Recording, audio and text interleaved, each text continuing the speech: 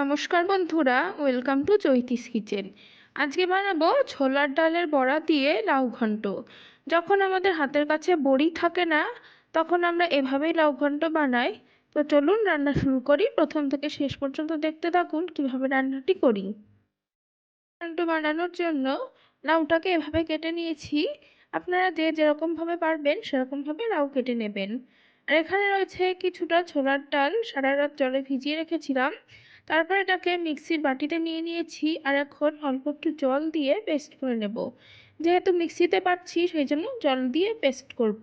দেখুন সুন্দর পেস্ট হয়ে গেছে। করে নেওয়া ডালটাকে বাটিতে নিয়ে নিয়েছি। দিয়ে দিচ্ছি পরিমাণ মতন লবণ, দিচ্ছি অল্প একটু হলুদ, তারপর দিয়ে দিচ্ছি কালো জিরে, দিচ্ছি একটু চিনি। এই সমস্ত কিছু দিয়ে ডালটাকে কিছুক্ষণ খুব ভালোভাবে একটু ফেটিয়ে নেব।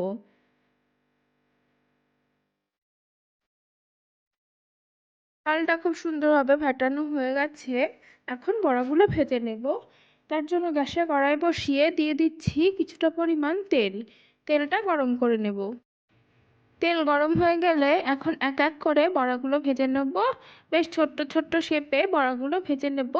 তবে যদি কখনো বড়া খুব বেশি বড় হয়ে যায় তো আপনারা কেটে সেগুলোকে ছোট করে নিতে পারেন। তো এইভাবে এখন বড়াগুলোকে ভেজে নিচ্ছি।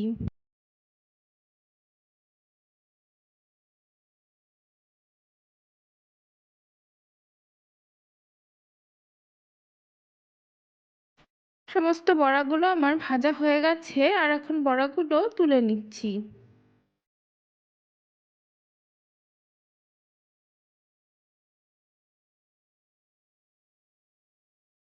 বড়াগুলো ভেজে নেবার পর এখন কড়াইতে আর অল্প একটু তেল অ্যাড করছি।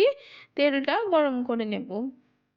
তেলটা গরম হয়ে যাবার পর ফোড়নে দিয়ে দিচ্ছি অল্প একটু কালো জিরে আর অল্প একটু রাঁধুনি। আমি এভাবে লাউ রান্নায় কালো জিরে আর রাঁধুনি ফোড়ন দিই। তো এরপরে লাউগুলোকে দিয়ে দিচ্ছি। লাউগুলো দেওয়ার সাথে একই সাথে কাঁচা লঙ্কাও চেরা ছিল, তো সেগুলোও একসাথে দিয়ে দিচ্ছি আর সমস্ত লাউটাকেই কড়াইতে এখন দিয়ে দিচ্ছি। সমস্ত লাউটা কড়াইতে দিয়ে দেওয়ার পর দিয়ে দিলাম কিছুটা পরিমাণ লবণ। লবণটা সমস্ত লাউয়ের সাথে ভালোভাবে মিক্স করে নিচ্ছি।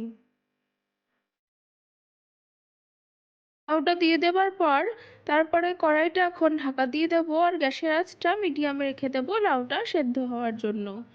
দেখুন কিছুক্ষণ পর ঢাকনাটা তুলে নিয়েছি। তবে লাউটা থেকে খুব বেশি জল বেরোয়নি, যে কারণে সেদ্ধ হতে একটু সমস্যা হচ্ছে।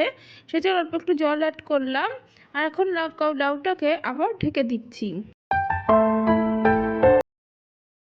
কিছুক্ষণ পর ঢাকনাটা তুলে একটু নাড়াচাড়া করে নেব আর এখন আরেকটু লবণ দিয়ে দিয়েছি। আর লাউ থেকে জল দেবার পর একটু জল বেরিয়েছে, এটা আরও একটু জল দেবার প্রয়োজন আছে। সেদিন জল দিয়ে দিলাম আর এবার লাউটাকে আরেকটু নাড়াচাড়া করে নেব। বেশ কিছুক্ষণ নাড়াচাড়া করার পর সেদ্ধ হয়ে এসেছে আর এখন ভেজে রাখা বড়াগুলো দিয়ে দিচ্ছি। বড়াগুলো বেশ ভালোভাবে মিশিয়ে নিচ্ছি সমস্ত লাউয়ের সাথে। বড়াগুলো দিয়ে দেবার পর এখন দিয়ে দিচ্ছি পরিমাণ মতো চিনি আর দিয়ে দিচ্ছি পরিমাণ মতো হলুদ। হলুদ আর চিনিটা সাথে ভালোভাবে মিশিয়ে নেব। একটা টিপস বলি, লাউ সেদ্ধ করার আগে কখনোই হলুদ দেবেন না। এটা আমি আমার দিদিমার কাছ থেকে শিখেছি। লাউ সেদ্ধ হওয়ার আগে হলুদ দিলে লাউটা নাকি ভালো সেদ্ধ হতে চায়, সেজন্য পরে হলুদ দেওয়া হবে। এখন মিশিয়ে নিয়েছি। এখন একটু বেসন জলে ডুবিয়ে দিয়ে দিলাম একটু অনেক দুটো। সমস্তটা ভালোভাবে মিশিয়ে একটু মাখা মাখা হলে নামিয়ে নিচ্ছি।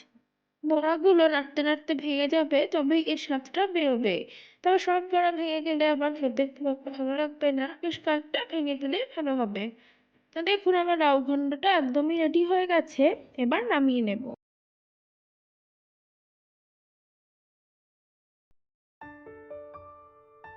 বন্ধুরা, আজকের ভিডিও কেমন লাগলো সেটা অবশ্যই জানাবেন। ভিডিও যদি ভালো লেগে থাকে তাহলে অবশ্যই ভিডিওটিতে লাইক দেবেন, কমেন্ট করবেন। আর আমার রান্না কেমন হলো সেটা অবশ্যই জানাবেন।